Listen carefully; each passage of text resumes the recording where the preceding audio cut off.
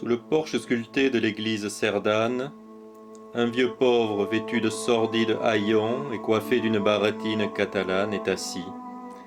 Le soleil le drape de rayons.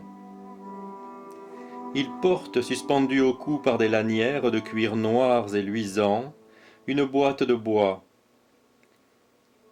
et sa voix nasillarde égrène des prières, les sept psaumes ou bien les gotches de saint François.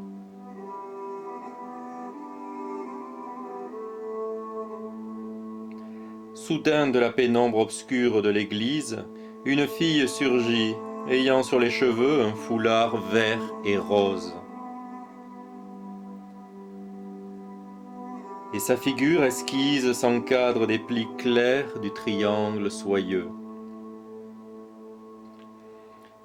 Elle s'arrête un peu devant l'homme qui prie, fait un geste léger, un grand signe de croix, puis dit en catalan « Déu te salve Maria ». Et le vieillard sourit à cette fraîche voix.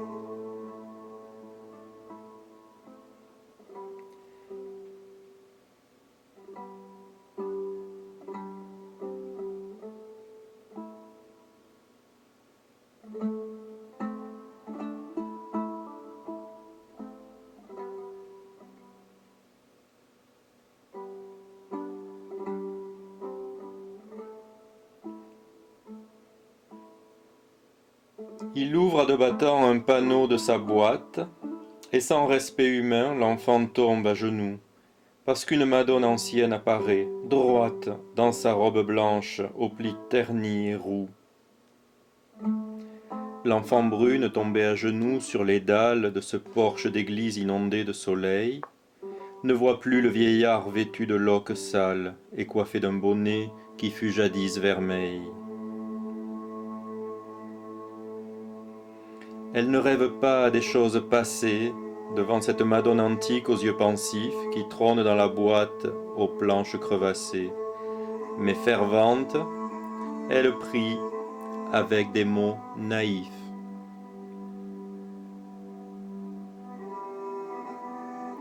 Notre-Dame des blés, des oliviers et des vignes, répandez vos bienfaits sur les champs paternels.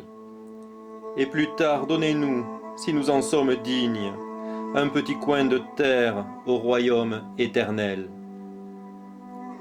La grande mer a plus d'une méchante vague. Si vous le préservez de tout mal, je fais le vœu d'attacher mes pendants de grenat et ma bague à votre cou, madone, avec un ruban bleu.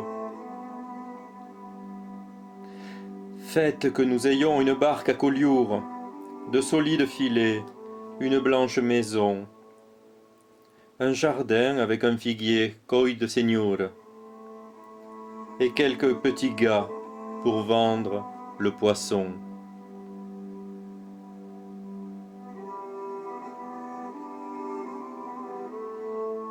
Alors, ayant aussi bien défini son rêve, formant avec deux doigts de sa main une croix, elle les baise, puis se signe et se relève, en murmurant « Ainsi soit-il » à haute voix.